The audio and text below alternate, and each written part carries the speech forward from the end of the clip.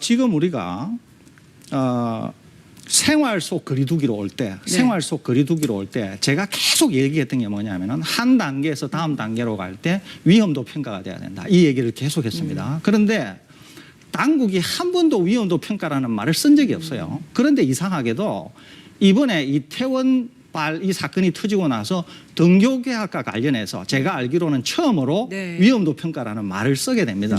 그런데 4월 20일 날 완화된 사회적 거리두기를 하고 5월 5일까지가 완화된 사회적 거리두기의 2주간 최대 잠복 기간 정도 됩니다. 그런데 5월 6일 날부터 전격적으로 우리가 생활 속 거리두기로 오게 되는 거죠.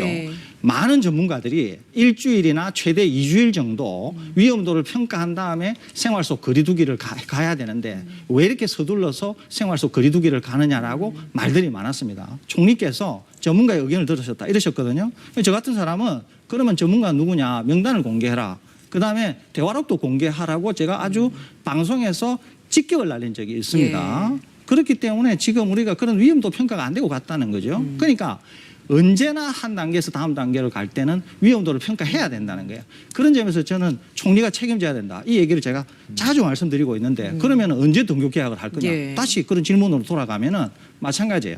자, 우리가 완화된 사회적 거리두기에서 생활 속 거리두기로 올 때 물론 이태원발 사건은 있었지만 우리가 모르고 있었어요. 그때는. 그러니까 완화된 사회적 거리두기에서 한 일주일 동안 국내 환자 발생이 거의 제로였습니다.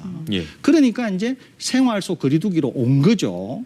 그러니까 지금 생활 속 거리두기에서 이렇게 이태원 같은 큰 일이 터진 거 아닙니까? 그러면 언제 다시 등교 계약이 얘기가 될 거냐? 그때는 아까 말씀드린 것처럼 완화된 사회적 거리두기에서 생활 속 거리두기로 오던 그런 상태로 되돌아가야만이 다시 등교 계약을 얘기할 수 있고 특히 저 같은 사람은 이번 주 수요일 고3의 계약뿐만 아니라 일주일 있으면은 초등학교 저학년 1, 2학년들과 심지어는 유치원 아이들도 개원을 하게 됩니다. 저도 이것과 관련해서 굉장히 성토를 많이 한 사람인데 잘못된 신호를 사회에 줄 수 있기 때문에 이런 어린아이들은 제일 뒷단에 둬야 된다. 그러는데도 전혀 당국이 귀담아 듣지 않았어요. 그런 점에서 본다고 하면 지금의 등교 계약은 전면적으로 재검토해야 될 것 같고 저는 학교를 열어서는 굉장히 위험할 수 있다. 이런 말씀을 드리면서 동시에 이후에 검토를 할 때도 아까 제가 말씀드린 이런 종합적인 것을 판단하고 위험이 상당히 해소되었을 때 등교 계약을